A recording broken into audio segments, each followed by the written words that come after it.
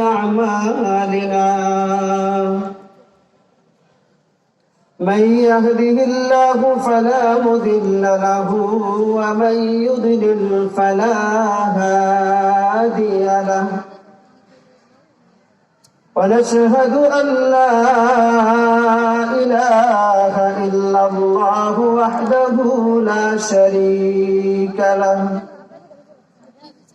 ونشهد أن سيدنا وسندنا وشفيعنا وحبيبنا وطبيبنا ومحبوبنا ومرشدنا ومولانا محمدا عبده ورسوله أرسله الله إلى كافة الناس بشيرا ونذيرا وداعيا إلى الله بإذنه وسراجا وقمرا منيرا أما بعد فأعوذ بالله من الشيطان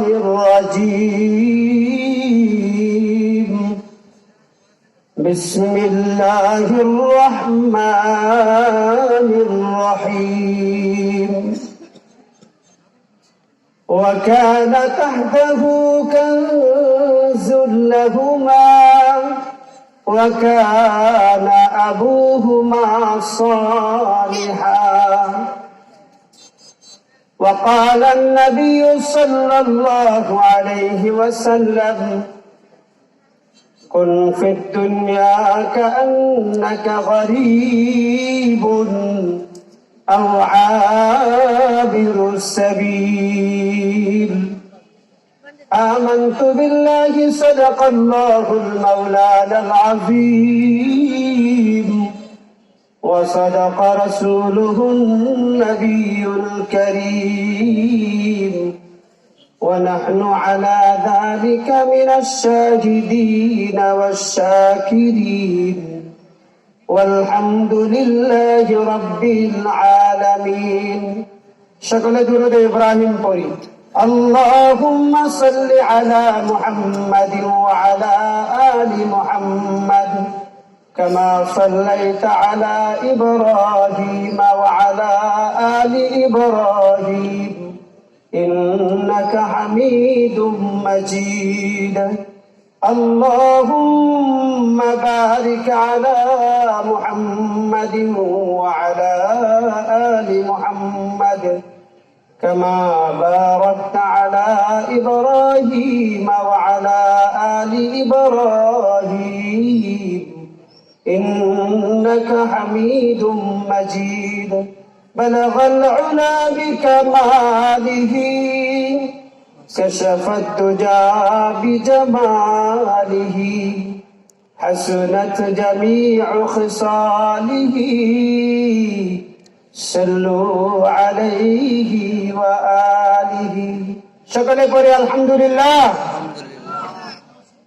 ঐতিহ্যবাহী আল জামিয়াতুল ইসলামিয়াতুল মাদ্রাসা আজকের বাৎসরিক মহাসম্মানের সম্মানিত সভাপতি মুআজ্জাজ মুকাররম উলামায়ে কেরাম সম্মানে উপবিষ্ট দিন দরদি ইসলাম প্রিয় মুসলমান ভাই ও বন্ধুরা, মহান আল্লাহ তাআলার দরবারে সর্বপ্রথম শুকরিয়া জ্ঞাপন করছি। আল্লাহ তাআলা আমাদেরকে লাশ না বানিয়ে হাসপাতালে ভর্তি না করে সুস্থ এবং সুস্থ দেমাগ দিয়ে শরীর দিয়ে দিনী মাহফিলে আল্লাহ আমাদেরকে আসার বসার তৌফিক দিয়েছেন। আল্লাহ তাআলা আমাদের বাকি জিন্দেগিকে যাতে বন্দিগি বানানোর তৌফিক দান করেন, চিল্লা বলেন আমিন। আমি আপনাদের সম্মুখে কালামুল্লাহ শরীফের আয়াতে কারিমা তিলাওয়াত করেছি। এই আয়াতের মধ্যে আল্লাহ বলেন ওয়াকানা তাহতাহু কানজুন, সেই দেয়ালের নিচে একটা লৌহুম মিন যাহাব, স্বর্ণের একটা তখ্ত ছিল। লম্বা ইতিহাস, ওইদিকে যাব না, আমি তখ্তের যে ইতিহাস এটাই বলতে চাই। তখ্ত ছিল স্বর্ণের, একটা বার ছিল, যেই বারের মধ্যে কিছু উপদেশ বাণী লেখা ছিল। যেই দুই সন্তান সেটার মালিক ছিল, তাদের বাবা শৈশবেই মারা গিয়েছিল। সেই তখ্তের মধ্যে কিছু উপদেশ বাণী লেখা ছিল। সেই উপদেশ বাণীগুলো বলবো, তারপরে আমার বক্তব্য শেষ করব। আল্লাহ বক্তা শ্রোতা উভয়কে আমলের নিয়তে বলার এবং শোনার তৌফিক দান করেন। চিল্লা বলেন আমিন। আমি আপনাদেরকে আলোচনা শুরু করার আগে বিনীত অনুরোধ করব, আমরা যারা ছড়িয়ে ছিটিয়ে আছি আমরা একটু সামনের দিকে চলে আসি। মেহরবানি করে আলোচনা করতে এবং শুনতে আশা করি ইনশাআল্লাহ উপকার হবে। একটু জিকিরের সাথে সামনে আসি। লা ইলাহা ইল্লাল্লাহ, একটু সামনে আসি কষ্ট করে, একটু মেহরবানি।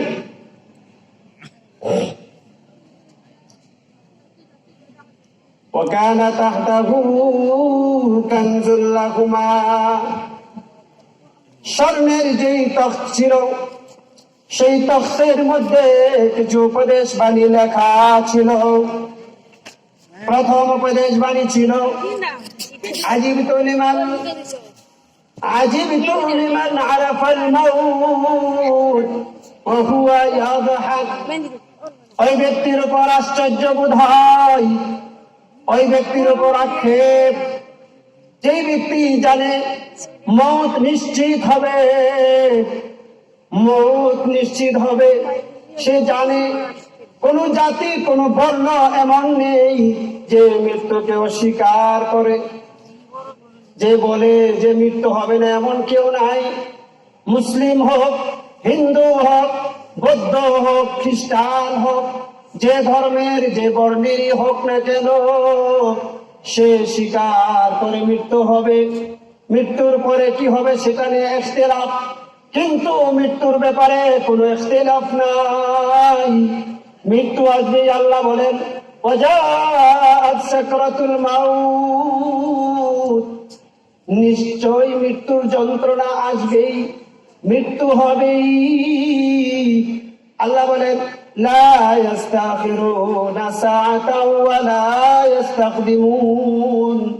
মৃত্যু এমন একটা শরাবের নাম, মৃত্যু এমন একটা পেয়ালার নাম, যেই শরাব কেউ পান করবে না তা হবে না। যেই সময় পান করবে, যেই অবস্থায় পান করবে নির্ধারিত। লা ইস্তাখিরুনা সাআতাও ওয়া লা ইস্তাকদিমুন। যখন মৃত্যু হবে, এই মৃত্যুটা 1 সেকেন্ড আগেও হবে না, পরেও হবে না। 1 সেকেন্ড আগে হবে না, পরেও হবে না। মৃত্যু যখন হওয়ার নির্ধারিত সময়ে হবেই হবেই। মৃত্যু থেকে কেউ পলায়ন করতে পারে নাই, কেউ পারবেও না। এই জন্য মৃত্যু এমন একটা উপদেশ, এমন একটা নসিহত, কাফা বিল মারই ওয়া কাফা বিল মাউতি ওয়াইজা। বান্দার উপদেশের জন্য মৃত্যুই যথেষ্ট। যদি কেউ মনে করে আমি মৃত্যু হবে, আমি চলে যাব, আমাকে কবরের জিন্দেগিতে যাইতে হবে, আমার কবরের জিন্দেগিতে আমাকে একা শুইতে হবে, যেই দিন আমার কোনো বিছানা থাকবে না, যেই দিন আমার কোনো সাথী থাকবে না, যেই দিন আমার পাশে কেউ সহযোগিতা করবে না, ওই দিন একা একা আমাকে কবরে থাকতে হবে।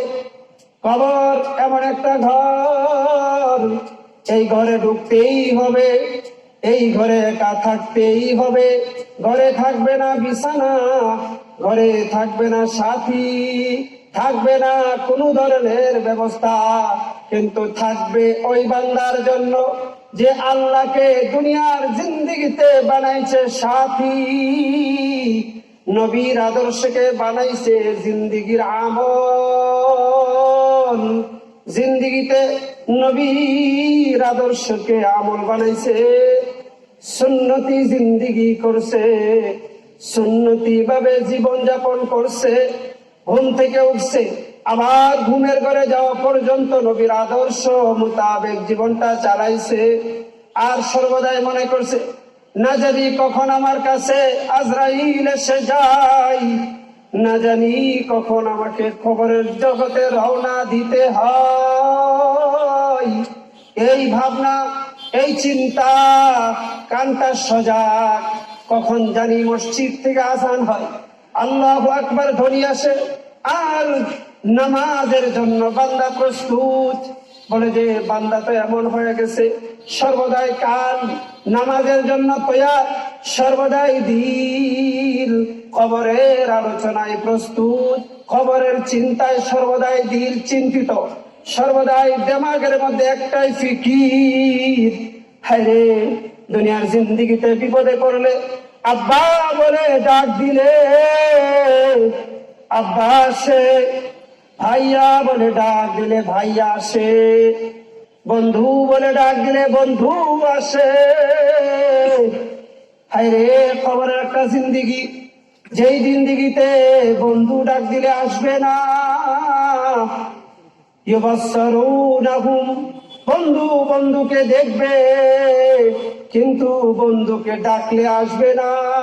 ইয়াউমা ইয়াফিরুল মারউ মিন আখিহি, ভাই সেদিন ভাই থেকে পৃথক হয়ে যাবে। ওয়া উম্মিহি ওয়া আবিহি, মা সন্তান থেকে, বাবা সন্তান থেকে, সকলেই সকল থেকে পৃথক হয়ে যাবে। ওই দিন আমাকে থাকতে হবে একা ঘরে, একা। সেই দিন আমাকে থাকতে হবে কবরের জিন্দেগিতে। ওই দিন যদি আমি আল্লাহকে রাজি করে কবরে যাইতে পারি, নবীর আদর্শ নিয়ে কবরে যাইতে পারি, আর হাসাহাসি কমায় দিই, فليضحكوا قليلا وليبكوا كثيرا। দুনিয়ার মধ্যে